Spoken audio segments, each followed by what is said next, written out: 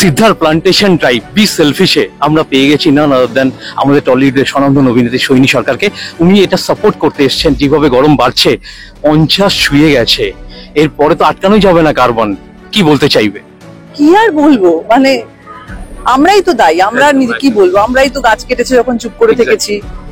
শুধুমাত্র আমাদের প্রতিবাদ, সবারই এখন প্রতিবাদ শুধুমাত্র সোশ্যাল মিডিয়াতে, শুধুমাত্র ফেসবুকে বিভিন্ন রকমের পোস্ট করে, কিন্তু আদতে কিছু হয় না। এবার যেটা সহজ, প্রথমে একটা রাস্তা বানাতে গেলে গাছ কাটতে হবে, একটা বাড়ি বানাতে গেলে গাছ কাটতে হবে, আগে সেগুলো করো, কারণ এগুলোর তো কোনো ইউনিয়ন নেই, গাছেদের তো কোনো ইউনিয়ন নেই, তো ফলে সেগুলো করে দেওয়া অনেক সহজ।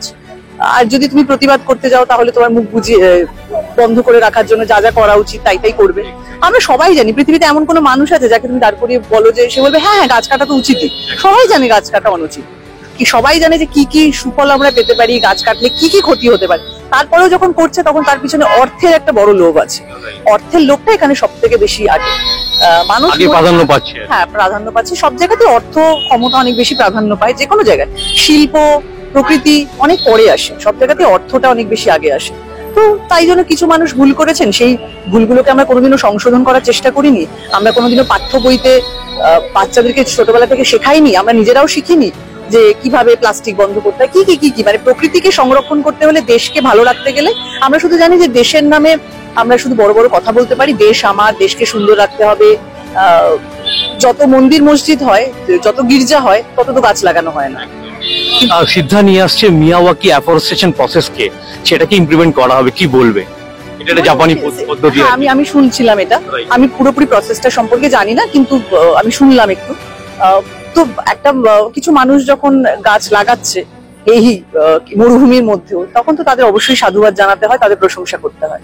14 তারিখে তোমার সিনেমা বেরোচ্ছে অথই, আজকে তার প্রিমিয়ার ও স্পেশাল স্ক্রিনিং এ রয়েছে। আমি একেবারে দিয়াবাদ ডেসডিমোনা একটা খুব চ্যালেঞ্জিং ক্যারেক্টার, কিভাবে এটাকে ইমপ্লিমেন্ট করেছো বা কি বলবে? তো এটা আমরা বহুদিন ধরে এটা নাটক করি, রিহার্সাল করেছি তার জন্য, তো সেই জন্য স্ট্রাকচারটা তৈরি ছিল। মানে এমন নয় যে হঠাৎ করে শুটিং এর স্ক্রিপ্টটা এসেছে আমরা শুটিং করতে চলে গেছি, এটা বহুদিন ধরে রিহার্সাল হয়েছে।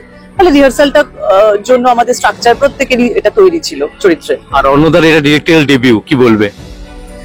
অবশ্যই ওকে মানে খুবই ভালো কাজ করেছে, বন্ধু মানুষ, আরো ভালো কাজ করুক, ওর জন্য অনেক শুভেচ্ছা। জানি অনেক টেনশনে আছে, তো আজকে টেনশনটা খানিকটা আই থিঙ্ক লাঘব হবে যখন মানুষের ভালো লাগবে। যেতে যেতে তোমার ফলোয়ার্সদের কি বলবে লাস্ট? অথই দেখুন, গাছ লাগান।